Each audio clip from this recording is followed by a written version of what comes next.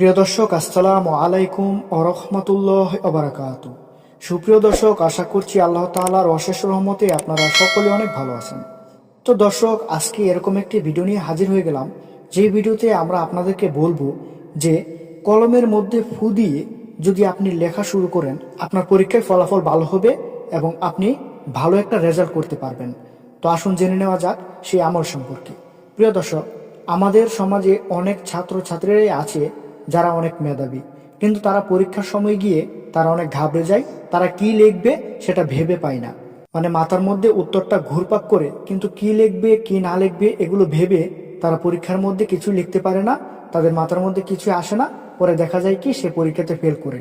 তো এর কিন্তু একটি সমাধান আছে, এর কিন্তু একটি আমল আছে।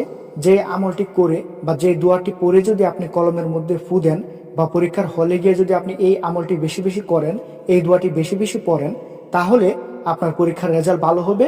আপনি ভালো কিছু হাতার মধ্যে লিখে দিয়ে আসতে পারবেন এবং সবকিছু আপনার মাথার মধ্যে থাকবে, আপনার মেধা শক্তির মাঝে সবকিছু থাকবে। তো আসুন জেনে নেওয়া যাক সেই গুরুত্বপূর্ণ দোয়াটি সম্পর্কে।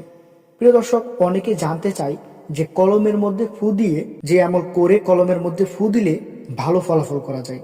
তো এরকম অনেক ধরনের ভিডিও আপনারা ইউটিউবের মধ্যে পাবেন, কিন্তু এগুলো অনেকগুলোই হচ্ছে ফেক।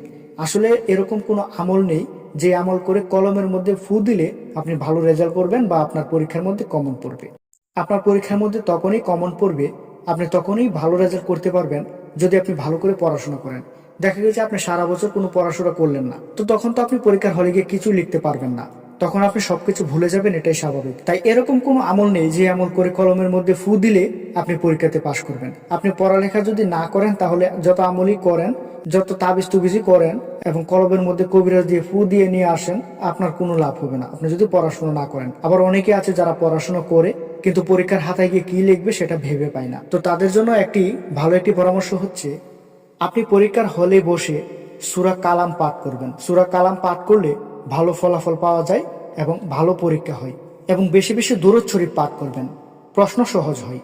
আপনি বেশি বেশি দুরূদ শরীফ এবং সূরা কালাম পাঠ করলে আপনি কোনো কিছু ভুলবেন না এবং আপনি বাড়ি থেকে যেটি পড়ে গেছেন এটি যদি আপনার কমন পড়ে, তাহলে আপনি সেটি সুন্দরভাবে লিখতে পারবেন।